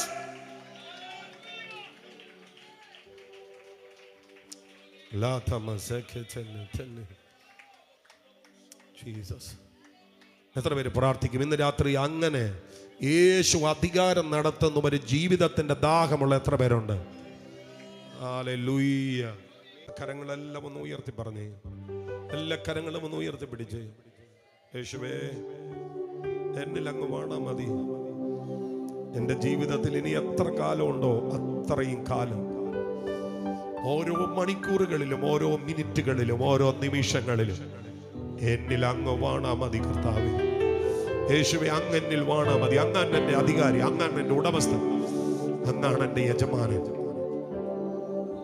പ്രിയ പിതാവേ, ഇന്ന് രാത്രി കരങ്ങൾ ഉയർത്തി പ്രാർത്ഥിക്കുന്ന ഈ ജനത്തിന് വേണ്ടി ഞാൻ സ്തോത്രം ചെയ്യുന്നു. ഈ ജനത്തെ കർത്താവ് ആദരിക്കണമേ. അങ്ങ് ഇവരുടെ അധികാരിയായി, യജമാനനായി, ഉടമസ്ഥനായി ഇരിക്കണമേ. യേശുവിൻ നാമത്തിൽ തന്നെ കരങ്ങൾ ഉയർത്തി അത്യുച്ചത്തിൽ ഒരു 3 ഹല്ലേലൂയ ഉച്ചത്തിൽ പറഞ്ഞാട്ടെ. ഒരിക്കൽ കൂടെ ശബ്ദം ഉയർത്തി എല്ലാവരും കൂടെ ഒരുമിച്ചൊന്ന് പറഞ്ഞാട്ടെ. ആരാ നമ്മുടെ കർത്താവ്? ആരാ നമ്മുടെ യജമാനൻ? ആരാ നമ്മുടെ ഉടമസ്ഥൻ? ആരാ നമ്മളെ ഭരിക്കുന്നത്? യേശുവാണ് കർത്താവ്.